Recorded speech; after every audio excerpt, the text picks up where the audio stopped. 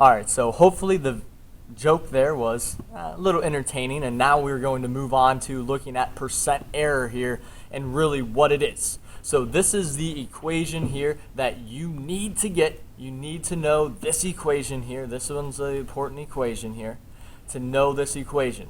So right here, pause the video, stop, write down the equation.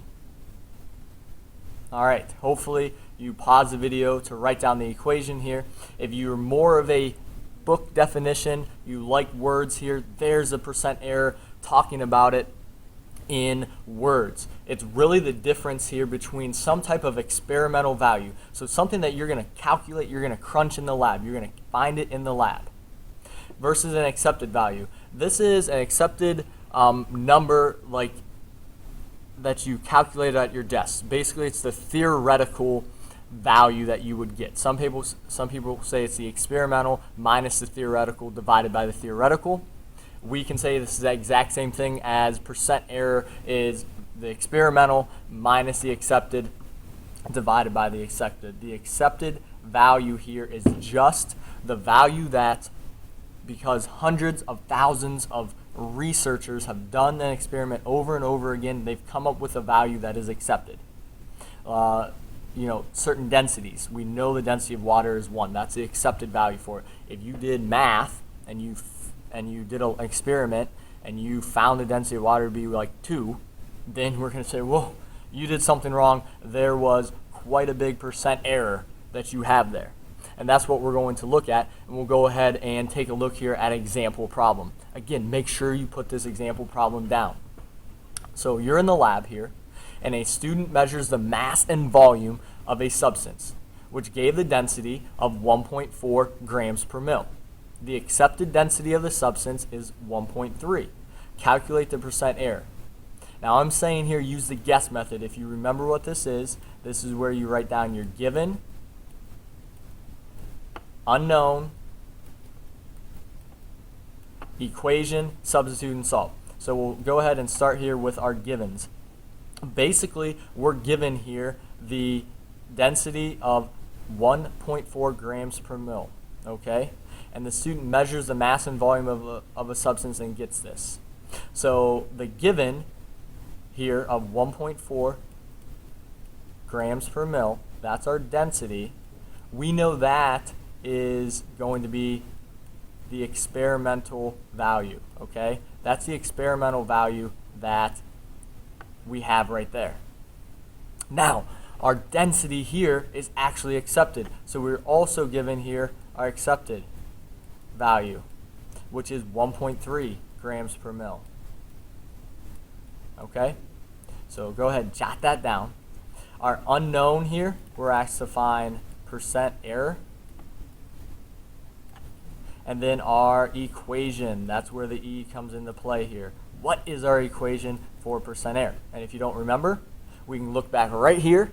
It's the experimental minus the accepted over the accepted. So the equation, percent error equals the experimental E minus A accepted all over the accepted value times 100, because you have to make it a percent. So let's go ahead and substitute in here. Substituting in our problem. Percent error we don't know, so my percent E stays right there. That's going to equal my experimental, which is 1.49 grams per mil. Units are so important. Keep your units, because we want to make sure we have the right units. Minus the accepted, which is 1.3 grams per milliliter, divided by 1.3 grams per mil. So we have this, all of that times 100. So put it in parentheses so you know you'll get the right problem, and then solve it. So type that in your handy dandy calculator and see what you get here. We're going to go 1.49 minus 1.3 equals 0.19 divided by 1.3 equals 1.146 0.15 times 100 is 14.6153. And again, I want to check sig figs here.